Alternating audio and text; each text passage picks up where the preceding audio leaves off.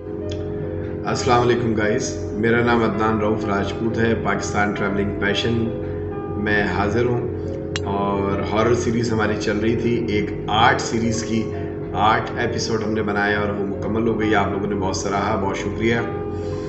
आप ये समझ लें कि हर इंसान के अंदर एक खुफिया ताकत होती है और वो वक्त गुजरने के साथ साथ आहिस्ता आहिस्ता, जिसको हम छठी हिस्स कहते हैं, सिक्स सेंस, तो वो आहिस्ता आहिस्ता आपकी इम्प्रूव होती है और कई मरतबा वक्त आने से पहले आपको कुछ चीज़ों का पता चल जाता है। इसी तरह जिस तरह की चीज़ों से आपका वास्ता होता जाता है, आप एक्सपीरियंस हो जाते हैं, तो आपको एक अंदाज़ा हो जाता है कि हाँ यार, यहाँ ये चीज़ है।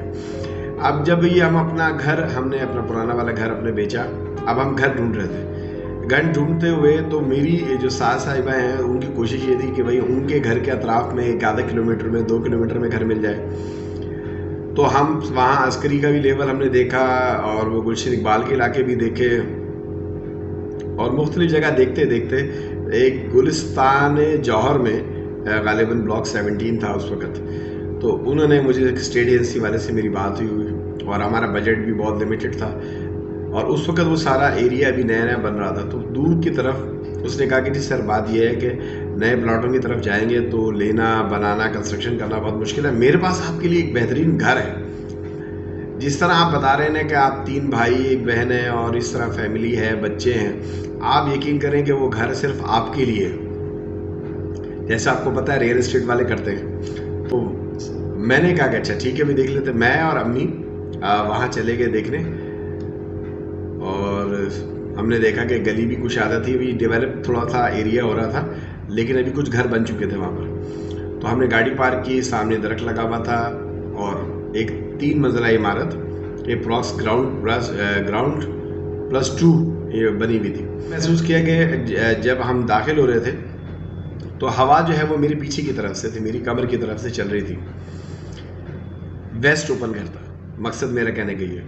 दरवाज़ा हमने खोला। अच्छा, जैसे ही मैंने दरवाज़ा खोला, वो लड़का वहाँ बाइक वगैरह पार्क कर रहा था, दरवाज़ा मैंने खोला, मैंने चलना शुरू किया तो मैंने महसूस किया कि सामने से हवा चलना शुरू हुई मेरी फ्रंट की तरफ से और फेस पे नहीं आ रही हवा मेरे पैरों पे चल रही है और पैरों में पत्ते जो थे उस घर में जो सूखे पत्ते थे वो मेरे पैरों से ऐसे टकरा रहे थे। मैंने चलना शुरू किया तो ये मुझे पहला सिग्नल लगा कि जैसे मुझे पहला सिग्नल हुआ कि कोई चीज़ मेरे पैरों से टकरा दी। मैंने नीचे देखा पैरों में और मैं हैरान इस बात पे था कि जब मैं दाखिल हो रहा था तो गाड़ी से मैं खड़ा हुआ था तो हवा मेरी बैक से आ रही थी, लेकिन अब हवा जो चीज़ें मुझसे टकरा रही है, जो मेरे पैरों से टकरा रही है, वो सामने से आ रही है, जबकि सामने वो ब्लॉक थी, दीवार बंद थी पूरी, वहाँ से हवा आने का कोई रुख नहीं था। बहरहाल मैंने कहा साइक्लोन भी हो सकता है, ऐसे जैसे पीछे से हवा आए घूम जाए। बहरहाल मैं अंदर दाखिल हुआ। मैंने देखा ग्राउंड फ्लोर के अंदर उन्होंने जिसने घर बनाया वो बड़ी चाह से बनाया और इस तरह बनाया कि पूरे घर में कोई प्राइवेसी नहीं है। ग्राउंड फ्लोर बना हुआ था, ग्राउंड फ्लोर में सोफे लगे हुए थे, जैसे यहाँ पर किसी दौर में कोई लोग बड़े मिलजुल कर बैठने वाले हों, एक साथ बैठ के टीवी, खाना। नीचे एक बड़ा किचन था और उसके साथ एक बड़ा डाइनिंग टेबल लगा हुआ था और उसके साथ सीढ़ियाँ ऊपर जा रही थी और नीचे एक ड्राइंग रूम बना हुआ था, साइड पे छोटा एक फॉर्मल, लेकिन जो मेन कॉमन एरिया था वो उसके ऊपर पूरा एक बहुत बड़ा सिटिंग एरिया था, एक हॉल नुमा था कि जैसे यहाँ लगता हो कि यहाँ सोफा सेट वगैरह लगे हो। इसके बाद वहाँ से सीढ़ियाँ ऊपर जा रही। अब मैं सीढ़ियाँ चढ़ता जा रहा हूँ ऊपर। जब मैं सीढ़ियाँ ऊपर चढ़ता जा रहा हूँ तो मैं देख रहा हूँ कि यार इस आदमी ने, जिसने घर बनाया, इसने बीच में कोई पार्टीशन, कोई पोर्शन ऐसा नहीं रखा कि जिसमें अलहदगी। कोई इतने ज़्यादा प्यार करने वाले लोग थे वो लोग कि वो शायद एक दूसरे को देखे बगैर रह नहीं सकते थे। मतलब आप अंदाज़ा करें कि एक फ्लोर का आदमी अगर किसी दूसरी फ्लोर पे उसको मुलाकात कर रही हो तो वो बड़े आराम से ना, मतलब अपनी बालकनीज की झांकिए बगैर अपने रूम से दूसरे रूम में बात कर सकता था। तो मैं ऐसे राउंड और सीढ़ियाँ चढ़ता गया तो मैंने देखा एक फ्लोर आ गया। फ्लोर के सारे कमरे और कमरों के साथ अटैच बाथ, और पीछे की तरफ मैं गया तो मैंने देखा कि बाहर टेरेस लगा हुआ है। टेरेस के अंदर बाकायदा फिक्स झूले लगे हुए हैं, राइड्स छोटे बच्चों की लगी हुई है और इंटरटेनमेंट के लिए रिलैक्सिंग चेयर लगी हुई है। मैं वहाँ से फिर आया हैरान होकर आगे। अच्छा, मैंने देखा कि हर फ्लोर पे एक छोटा किचन मौजूद था कि इन केस ऑफ एमरजेंसी, लेकिन जो मेन किचन था वो बेसिकली नीचे ही था, यानी कि कंबाइंड फैमिली थी, ज्वाइंट फैमिली का पूरा सेटअप था। इसी तरीके से मैं दूसरे फ्लोर पे चला गया। दूसरे फ्लोर पे भी मैंने देखा सेम नक्शा। अच्छा, एक फ्लोर पे जो कमरे बने वो इस तरफ और दूसरे फ्लोर पे जो कमरे बने इस तरफ, ताकि अगर इस तरफ वाला कमरे वाला अगर आपस में भाई भाई से बात करना चाहे, फैमिली आपस में इंटरेक्शन करना चाहे तो वो हो सकती है। तो इस तरफ का एरिया उन्होंने सारा जो है ना वो ओपन किया हुआ था, वही जैसे नीचे बना हुआ था फ्लोर। उसके बाद मैं ऊपर छत पे चला गया। छत पे जाके मैंने देखा कि छत पे उन्होंने बाकायदा पौधों का इंतजाम और बेंचेस वगैरह लगे हुए और एम्ब्रेला वगैरह लगी हुई हैं, और उसके ऊपर भी एक और छत। मैं उस छत के ऊपर भी चला गया। जब फाइनल सबसे ऊपर टॉप पे चला गया जहाँ पानी की टंकी लगी हुई थी, मैं हैरान हो गया देख के कि वहाँ बाकायदा सोफे की नशिस्तें लगी हुई और साइड के ऊपर बारबेक्यू करने का पूरे इंतज़ाम पक्के फिक्स थे। साइड पे बेसन लगा हुआ, एक तरफ सिगनी लगी हुई थी और उसके ऊपर जैसे सीखें भी आसपास ही कहीं यहीं पर होंगी। नीचे कोयलों का ढेर, यानी कि ऐसा हुआ कि जैसे एक अक्सर वक्त गैदरिंग होती हो। तो कुछ भी लाने की ज़रूरत नहीं, बस नीचे से आप सामान ले आए और सामान ला के बस आपने लगाया और कोयले रखे, जलाए। और अक्सर वक्त यहाँ पर शायद शुगल होता होगा, जैसे कोई खूब खाती पीती फैमिली, कोई खुशहाल फैमिली टाइप थी। उधर बेसन लगा हुआ है, एक छोटा सा बाथरूम उन्होंने बनाया हुआ है। मैंने कहा यार ये तो घर ऐसा किसी ने बनाया कि जैसे पहले पुराने ज़मानों में कोई हवेलियाँ बनती थी कि लोग 100 साल को जहन में रख के घर बनाते थे।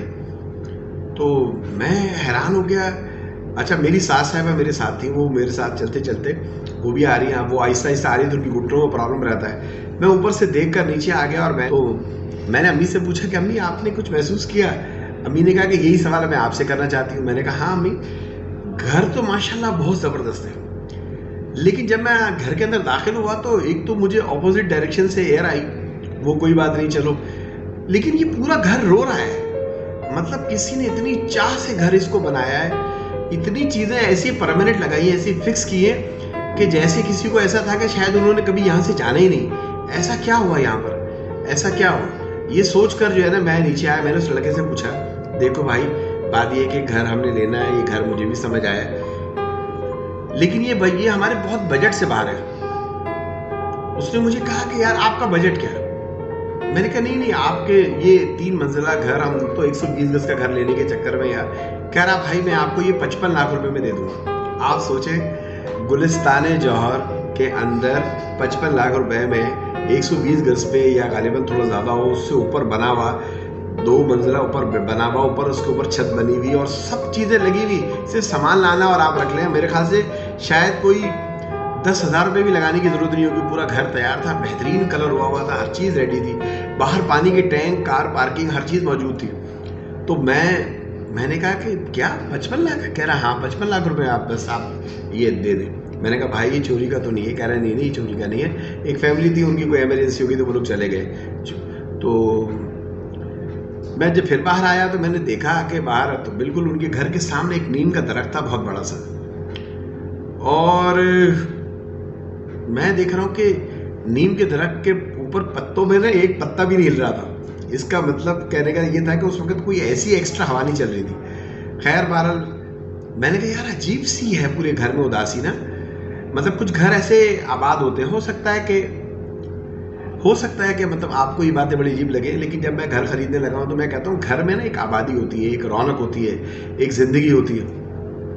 कुछ घर ऐसे होते हैं आप जाते साथ ही वहाँ सहम जाते हैं। मैंने उससे पूछा नहीं यार मुझे जब तक तुम सही बात नहीं बताओगे तो मैं नहीं लूँगा। बहरहाल मैं वहाँ से निकला, थोड़ा आगे गया तो मैंने 1-2 घर 2-3 घर और छोड़ के मैंने घर देखे, तो मुझे कुछ लोग फैमिलीज अच्छी नहीं लगी, मुझे वो कुछ अजीब किस्म के लोग लगे। आपको पता है गुलिस्तान जौहर में ज़्यादातर जगह पर कई जगह घरों में लोकल फैमिली आके रह जाती है। मैं वहाँ से बाहर निकला, मैंने कहा शायद ये वजह है। बहरहाल मैं फिर आया। अच्छा आप देखिए जब स्टेट एजेंसी में पहुँचा और मैं उसको खुदाफिज कर रहा था, उसने मुझे बोला भाई आपके पास कितने पैसे हैं आप उतने दे दें। मैंने कहा यार ये कोई 5-10 लाख रुपए की बात है। मैंने कहा मेरे पास तो बस 35 लाख रुपए, और ये मामला तो हमारा 55 में आपके साथ कहीं से बनेगा नहीं। उसने उठते उठते मुझे कहा कि मेरी बात सुने भाई, जाते जाते आपको बस समझा रहा हूँ, आप मुझे इसके सिर्फ 40 लाख रुपए दे देना, बस 35 लाख अभी दे देना, 5 लाख आप मुझे बल्ले 2 महीने बाद 3 महीने बाद दे देना, 4 आप बस सौदा पक्का करें। अरे यार मैं हैरान परेशान, मैं सोच रहा हूँ कि भाई इससे ज़्यादा बेवकूफ़ी की बात होगी अगर हम ये छोड़ दें। मैंने कहा कि एक बात मेरी सुन ले अब आराम से। मैं तुझे तेरी मजदूरी जो तेरी कमीशन है वो भी मैं डबल कर दूंगा, सब कुछ कर दूंगा, मुझे खाली इतना बता दे कि इस घर में हुआ क्या। कह रहे नहीं कुछ नहीं हुआ, कुछ नहीं हुआ। बहरहाल हम चले गए। फिर उसका 3 दिन बाद मुझे फ़ोन आया, उसने मुझे बोला कि देखें सर बात ये है, मैं बहुत सारे, मुझे पता है ये घर ऐसा है आज नहीं कल बिक जाएगा और कुछ नहीं, लेकिन मेरा दिल था आप ले लेते, आपने इतना महसूस किया। फिर मेरे दिल पे एक बोझ है, मैं आपको बता दूँ। मैंने कहा क्या? कह रहा यार यहाँ 3 भाई थे, तीनों भाइयों ने अपने फ्लोरिंग तैयार की, सारी चीज़ें की, बड़ी घर बनाया, बड़ा शौक से बनाया।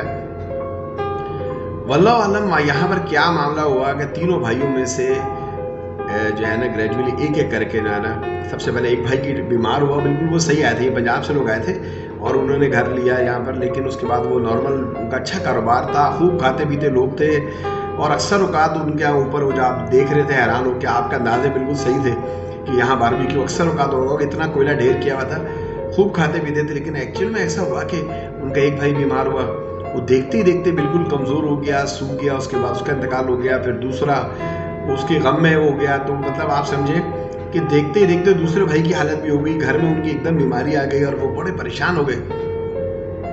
तो ऐसी सूरत में फिर ये क्या हुआ कि उन लोगों ने क्या किया, जैसे उनके भाई का इंतकाल हुआ और उनको समझ आ गया कि ये घर उनको रास नहीं है, यहाँ कुछ, वो कहते यार यहाँ ना कुछ अलग सी, कुछ उदासी, कुछ ऐसा मामला है कि जैसे ना कुछ कोई चीज़ हमें रहने नहीं देती, दीवारों से जो है ना रात को हमें ऐसे जैसे कुछ रोने की जैसे आवाज़ आती है, कराह की आवाज़ आती है, जैसे कोई अजीब अजीब किस्म की आवाज़ें आती हैं इस घर से।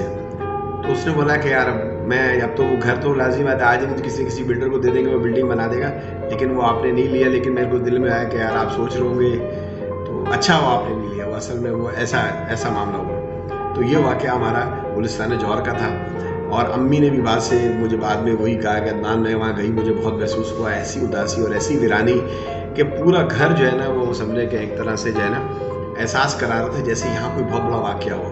तो अपना और अपने आसपास वालों का ख्याल रखिए। अगर आपकी ज़िंदगी में कोई ऐसा वाक़या हो तो आप मुझसे रब्ता कर सकते हैं pakistantravelingpassion@gmail.com, pakistantravelingpassion@gmail.com। ठीक है जी, अदनान राजपूत की इजाज़त, अल्लाह हाफ़िज़।